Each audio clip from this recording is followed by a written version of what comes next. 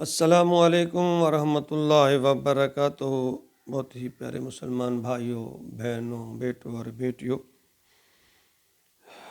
میں غلام مصطفیٰ اللہ اور اللہ کے رسول کا پیغام لے کر اور آپ تک پہنچانے کے لیے آپ کی خدمت میں حاضر۔ اللہ رب العالمین میری اس میں مدد و نصرت فرمائے، اصلاح فرمائے اور اچھی اور سچی بات کہنے کی توفیق عطا فرمائے، اور ہم سب کو اس پر عمل کی توفیق عطا فرمائے، آمین۔ آج کا ہمارا سبق سورۃ الاعراف آیت نمبر 199 ہے 199۔ اعوذ باللہ من الشیطان الرجیم، بسم اللہ الرحمن الرحیم۔ خذ العفو وامر بالعرف واعرض عن الجاہلین۔ آیت مبارکہ میں اللہ رب العالمین نے اپنے پیارے محبوب حضرت محمد صلی اللہ علیہ وآلہ وسلم کو دعوت اللہ دیتے ہوئے جن باتوں کی نصیحت فرمائی ہے ان کا ذکر ہے یہاں، اور یہ حکم آج کے مبلغین یا داعیوں کے لیے بھی ہے، مگر افسوس ہے کہ آج ہمارے مبلغین نے اس راستے کو چھوڑ کر، اللہ کے ہدایت یا فرامین کے دامن کو چھوڑ کر اشتعال انگیزی، فتوے، کفر کے فتوے، دوسروں کو برا بھلا کہنا، سارے کا سارا دور ہم نے اس پہ لگا رکھا ہے۔ ہمیں چاہیے کہ ہم اللہ اور اللہ کے رسول کا پیغام دوسروں تک پہنچائیں۔ باقی رہی ہدایت کا معاملہ، یہ اللہ کے اختیار میں ہے۔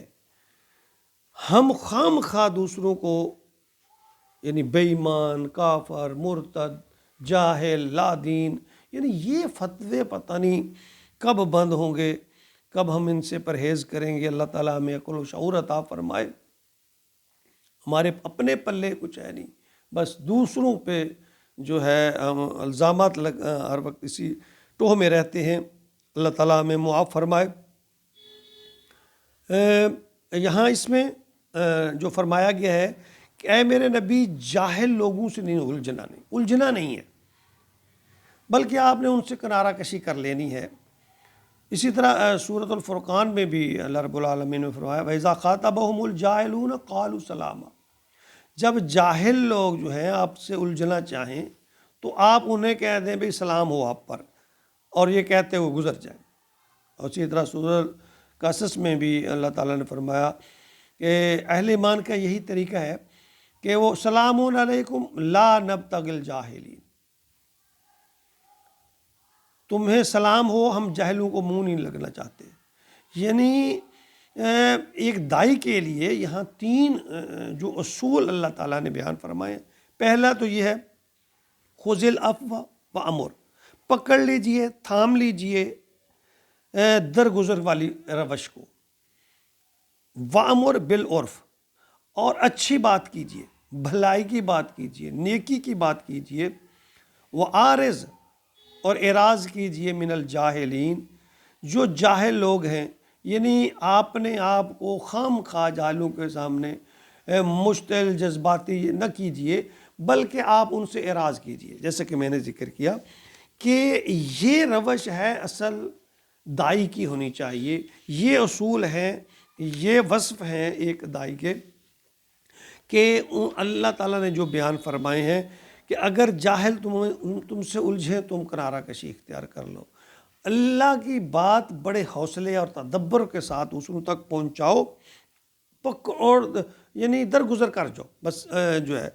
پچھلی آیت میں بھی مشرکین اور ان کے معبود باطلہ پر سخت تنقید کی گئی تھی، جس کا ممکنہ نتیجہ جو ہے ان مشرکین کی طرف سے سخت روش کا اختیار کرنا ہو سکتا تھا۔ تو پھر اس آیت میں اللہ نے اپنے نبی کو حوصلہ اور برداشت سے کام لینے کا حکم دیا ہے، تاکہ جو دعوت حق ہے نا اس کے لیے اشتعال اور بے جا سختی وہ اصل مقصد سے ہٹا دیتی ہے، اصل مقصد کو نقصان پہنچاتی ہے۔ صاف اور سادہ الفاظ میں دعوت دی جائے تاکہ عقل سلیمہ جو ہے اس کو تسلیم کرنے پہ آمادہ ہو۔ جب ایک مقابلے کی فضا آ جائے گی، کمپٹیشن، ایک دوسرے پہ الزام برائے الزام، تو پھر کوئی معاملہ حل نہیں ہوگا۔ اچھے طریقے سے بات کریں۔ اگر جاہل آپ سے الجھتے ہیں تو اللہ نے فرما دیا کہ ان سے الجھے نہیں، کنارہ کشی اختیار کر لیں۔ تو ایک واقعہ بخاری میں ہے، معاذ بن جبل جو ہے اس کے حوالے سے کہ معاذ بن جبل کو آپ نے یمن کا گورنر مقرر کیا، تو آپ نے انہیں ہدایت فرمائی۔ کیا ہدایت فرمائی؟ جا سنیے۔ اے معاذ، سب سے پہلے لوگوں کو ایک اللہ کی طرف دعوت دینا، پھر جب وہ اسلام پر ایمان لے آئیں، یعنی ایک کام آپ نے کہنا ہے، صرف لا الہ الا اللہ کا درس دینا ہے۔ جب لوگ ایمان لے آئیں تو پھر آپ نے انہیں بتلانا ہے کہ تمہارے اللہ نے تم پر دن رات 5 نمازیں فرض کی ہیں۔ اچھا، جب یہ بات سمجھ جائیں، اس پر عمل کرنے لگیں، تو پھر انہیں بتلانا ہے کہ تمہارے اموال پر، مالوں پر اللہ نے زکوٰۃ کو فرض کیا۔ اور دیکھو، زکوٰۃ وصول کرتے وقت ان کے عمدہ مال لینے سے اجتناب کرنا اور مظلوم کی بد دعا سے بچنا، کیونکہ اللہ اور مظلوم کی دعا کے درمیان کوئی پردہ حائل نہیں ہوتا۔ تو یاد رکھیے، اس حدیث میں نبی پاک صلی اللہ علیہ وسلم نے دعوت حق اور خطیب کو خطاب کے لیے جو انداز اپنانے کی ہدایت کی ہے، اسے سمجھنے کی ضرورت ہے، اس پر عمل کرنے کی ضرورت ہے۔ جب بھی کسی داعی کو دعوت حق پر روانہ فرماتے تو انہیں ارشاد فرماتے، یہ بخاری میں انس بن مالک رضی اللہ تعالیٰ عنہ اس کو روایت فرماتے ہیں، بشروا ولا تنفروا ویسروا ولا تؤثروا، کہ تم جہاں بھی جاؤ تمہاری آمد لوگوں کے لیے خوشی کا باعث ہو، نفرت کا باعث نہ ہو، تم لوگوں کے لیے سہولت کا موجب بنو، تنگی اور سختی کریں۔ ہمارے ہاں تو اگر کوئی ایک آدمی بیچارہ یعنی اگر وہ کبھی کبھار نماز پڑھنے پہ آتا ہے تو ہم تو تانے دے دے کر اس کو مار دیتے ہیں۔ ہاں جی، آج نماز یاد آ گئی، پہلے کہاں تھے؟ نماز پڑھنی آتی ہے، وضو کرنا آتا ہے، یعنی ہم تو انہیں تانے دے دیں، جیسے کہ اس کی حوصلہ افزائی کریں۔ اور یہ بات ذہن میں رکھیے کہ اعتراض برائے اعتراض یا بحث برائے بحث جو ہے اس سے بچیں، اس الجھن میں نہ پھنسیں۔ تو دعوت حق کا کام اس طرح نہیں ہوتا، اعتراض اور طعنہ تشنیع سے بے نیاز ہو کر فراغ دلی سے، حوصلے سے جو ہے لوگوں کی اگر کوئی آپ کے ساتھ بدسلوکی کرتا ہے اس کو بھی نظر انداز کر دیں، بدلہ وغیرہ لینے کی یہ نہ سوچیں، بلکہ آپ اللہ کے حکم، یہ اس پہ جو اللہ نے حکم قرآن میں دیا ہے کہ خذ العفو وامر بالعرف، یعنی بردباری کو اپناؤ، عفو درگزر کو اپناؤ اور اچھی بات کہتے رہو، وَأَعْرِضْ عَنِ الْجَاهِلِينَ، اور جو جاہل ہیں، جو آپ سے الجھنا چاہتے ہیں، آپ ان سے نہ الجھو۔ تو یہ بات ہمیں بڑے سوچنی چاہیے کہ ہمارا جو لہجہ ہے نا، وہ شائستہ اور ناصحانہ ہونا چاہیے، تحکمانہ نہیں ہونا چاہیے، ترش نہیں ہونا چاہیے۔ ماندانہ رویہ یا بے جار تکرار جو ہے وہ تبلیغ کے مقاصد کو نقصان پہنچاتے ہیں۔ تو اللہ نے اپنا حکم لوگوں تک پہنچانے کا حکم دیا، منوانے کا نہیں۔ آپ انہیں پہنچاؤ، ہدایت تو اللہ کے ہاتھ میں ہے نا۔ جیسا اقبال نے فرمایا تھا، بس مجھے ہے حکم ازاں لا الہ الا اللہ۔ آپ کا کام ہے دوسروں تک اللہ کا پیغام پہنچانا، کسی کو منوانے کی ذمہ داری تمہارے اوپر نہیں ہے۔